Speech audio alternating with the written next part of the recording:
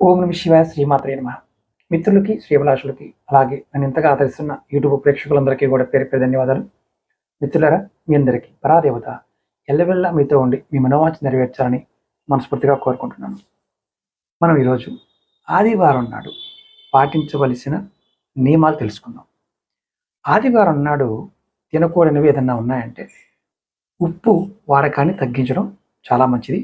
అసలు వాడకపోవడం సూర్యబలాన్ని పెంచుతుంది. అలాగే మాంసాహారం, మద్యం సేవించకూడదు ఆదివారం నాడు. అలాగే వేసుకునే బట్టల్లో కూడా ఆదివారం నాడు ఎరుపు, నారింజ లేదా బంగారపు రంగులు ఉండే బట్టలు ధరించడం వల్ల అదృష్టాన్ని తెస్తుంది.